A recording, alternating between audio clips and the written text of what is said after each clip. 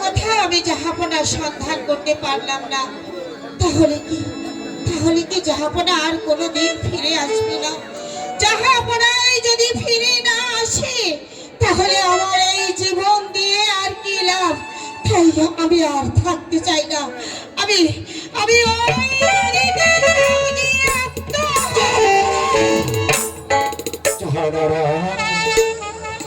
ডুব দিয়ে তুমি এখানে এসেছো জাহানারা প্রাণ বিসর্জন দিতে।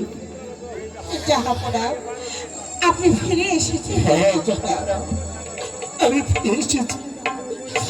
আমিও তোমার মতো গিয়েছিলাম প্রাণ বিসর্জন দিতে। ওই নির্জনে বলে সেখানে কি হয়েছে তুমি জানো জাহানারা? কি হয়েছে জাহাপনা? তবে শোনো জাহানারা, আমি যখন প্রাণ বিসর্জন দিতে গিয়েছিলাম ওই নির্জনে বলে হঠাৎ করে সাক্ষাৎ হয় মণিবরের সঙ্গে। তাই তো মণিবর কি বলেছে জানো? কি বলেছে জাহাপনা? মণিবর বলেছে আমাদের পুত্র হবে। হে জাহাপনা, আমাদের আত্মগুরু নাম বলছে। এ তো বেশ আনন্দের কথা, আমাদের পুত্র হবে। জাহানারা, তুমি জানো এর পিছনে কি রয়েছে? কি রয়েছে জাহাপনা? আমাদের সেই পুত্রের আয়ু হবে মাত্র 12 দিন।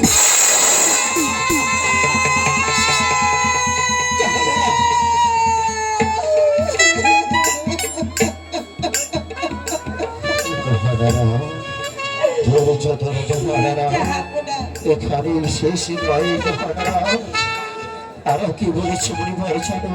কি বলেছে? মণিবর বলেছে আমাদের সেই 12 দিনের পুত্রের সঙ্গে যদি 12 বছরের কন্যা বিবাহ দিতে পারি, শুধু সেখানে শেষ নয়, ওই বিয়ের রাত্রে ওদেরকে 12 বছরের জন্য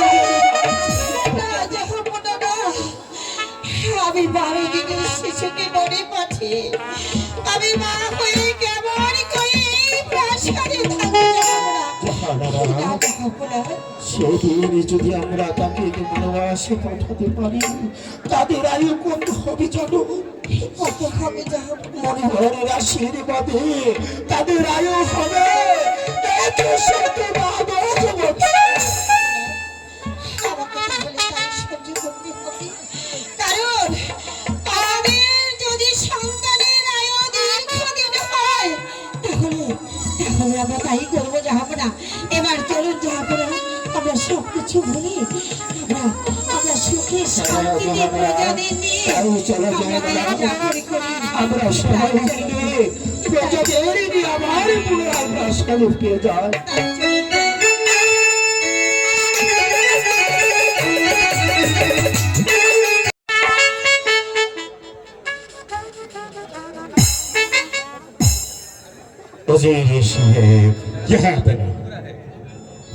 অনেক দিন পর প্রাসাদে ফিরে এসেছি, আমার বড্ড আনন্দ লাগছে। আপনি জানেন উজির সাহেব? কি অন্ধর্মগুলোর খবর জানেন? না জাহাপানা, হয়তো দাসীরা এদিকেই আসছে আপনাদের জন্য কিছু খবর এনেছে।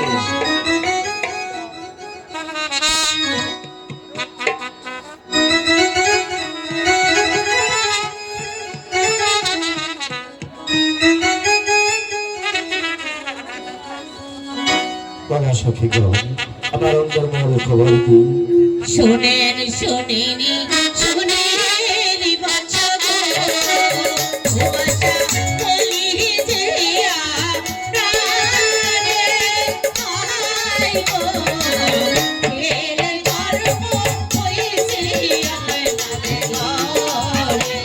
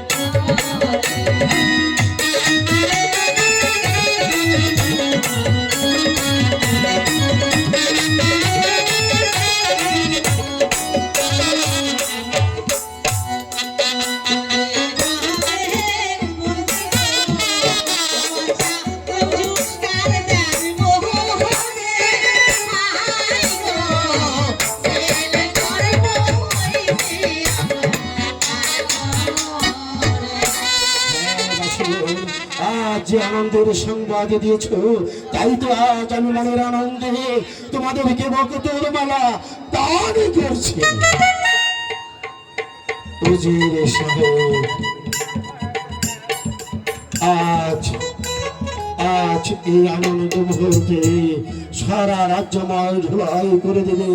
বাজে সাহেব কাপড় আর আজ গুরু নয়, বাদশাহে কাপড় পুত্র সন্তান লাভ করেছে। এই নিয়ে কি চিন্তা করবে না, আমি এই মুহূর্তে সারা রাজ্যময় ঘোষণা করে দেবো, আমাদের নিরাজপুরের একাত্তর বাচ্চা আর করে নয়, সে আজ একটি পুত্র সন্তান লাভ করেছে। উজির সাহেব, জাহাপনা, আপনার আরো একটি কাজ করতে হবে। বলুন। ভালো একজন জ্যোতিষী ডেকে আমার এই কেমাত্র পুত্রের নাম রাখার ব্যবস্থা করবেন। বেশ, চলুন আগামীকাল আমরা জ্যোতিষকে দরবারে উজির সাহেব, চলে আসুন।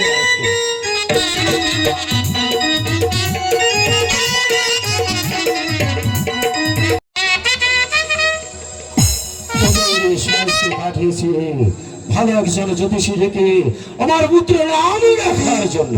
জাহাপনা, এই তো আমি জ্যোতিষ ঠাকুরকে দরবারে আসতে বলেছি। বেশ, তাহলে আর বিলম্ব না করি এই মুহূর্তে জ্যোতিষকে দেখে ভালো একটা নাম রাখার ব্যবস্থা করুন। বেশ, এই কে আছে জ্যোতিষ ঠাকুরকে দরবারে পাঠিয়ে দিন।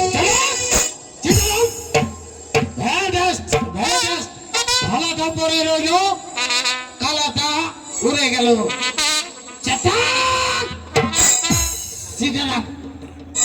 আগে জ্যোতিষী মশাই, আগে বলো। ওই মেহের বাগানে খোদা তাআলা রহমতে আমার ঘরে একটি পুত্র সন্তান হয়েছে। এই তো আনন্দের সহিত আমার পুত্র সন্তানের নাম রাখবে আপনি। বেশ তো, আপনি যখন বলেছেন নাম নিশ্চয়ই রাখব। হরে কৃষ্ণ হরে রাম, নিজের গাঠটি সাবধান, পরের গাঠটি তাই না। হরে কৃষ্ণ।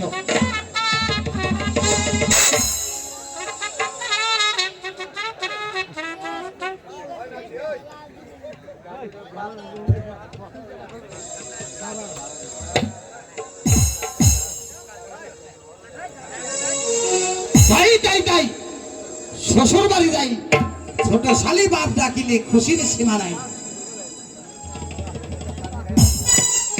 হরে কৃষ্ণ হরে, গুরুর সেবা যেন করে, গুরুর বৃষ্টি দিয়ে পাও, সঙ্গে সঙ্গে করে যাও। যদি রাখাও হাতা কথা, খাও তোমার 14 গোষ্ঠীর মাথা। হরে কৃষ্ণ হরে, পেয়েছি।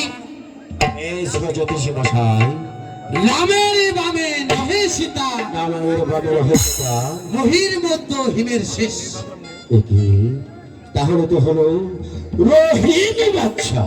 আগে আপনার নামে একাত্তর বাদশাহ, আপনার পুত্রের নাম আব্দুর রহিম বাদশাহ। আব্দুর রহিম বাদশা। উজির সাহেব, জাহাপনা, জ্যোতিষের নাম শুনে আমি বড্ড খুশি হয়েছি। একাত্তর বাদশার সুযোগ্য সন্তান, তার নাম রেখেছে রহিম বাদশা। আগে হ্যাঁ জাহাপনা, এবার আমার পুরস্কারটা দিয়ে দিন, আমি উজির চলে যাব। সাহেব, উপযুক্ত নাম দিয়ে জ্যোতিষী মশাইকে বিদায় করে দিন। আগে আমি বলছিলাম কি, আমরা যাতে ব্রাহ্মণ তোরাই তো বেশি ভালোবাসি। যদি একটা গাভী দান করতেন, গাভী গাভী গাভী। বুঝতে পেরেছি। ঠিক আছে জ্যোতিষ ঠাকুর, আমি নিজে তোমাকে একটি গাভী দান করবো। হ্যাঁ, ভালো দেখে দিবেন, ভালো দেখে। বেশি উজির দাম দেবেন। সাহেব, চলো আমি জ্যোতিষী মশাই বামুন চাচা, বাড়ি চাকরি করে কোন শালা? ওরে দেশে মাতার বড় শালা, বামুনেরা খায় দুধ কলা। বামুন বাড়ি চাকরি করে। উজির সাহেব, জাহাপনা, আজ আমার সন্তানের নাম রেখেছি, কিন্তু আমার যে আরো একটি কাজ করতে হবে। কি কাজ জাহাপনা? পরিবারের আদেশ, আমার পুত্র যেদিন 12 দিন হবে, সেদিন 12 বৎসরের কন্যার সঙ্গে তাকে সাজিয়ে দিতে হবে। জাহাপনা, হে আপনি কি বলছেন? এ কি করে সম্ভব? উজির সাহেব, মণিপুরের আশীর্বাদ, তাই তো আর বিলম্ব না করি সারা রাজ্যময় ধুলাই করে দিন। যার ঘরে আছে 12 বছরের কন্যা, সে যেন তার কন্যাকে নিয়ে রাজ্যের দরবারে হাজির হয়। বেশ, এ নিয়ে আপনি চিন্তা করবেন না। আমি সারা রাজ্যময় ঘোষণা করে দেব, এই নিরাজপুরের যার ঘরে 12 বছরের কন্যা আছে, তাকে নিয়ে একাম্বর আগামীকাল হাজির হতে বলবো। ঠিক বলেছেন জমিদার সাহেব, তাহলে এবার আমি আসি। আগামী কাল যার ঘরে 12 বছরের কন্যা থাকুক না যেন তার পুত্র সহ সেই দরবারে হাজির হয়। বেশ, শুনুন, বিলাসপুরের প্রজা সাধারণ, আপনাদেরকে এনাম দেওয়া হচ্ছে। যার ঘরে 12 বছরের কন্যা আছে, তাকে নিয়ে আগামীকাল বাচ্চা একা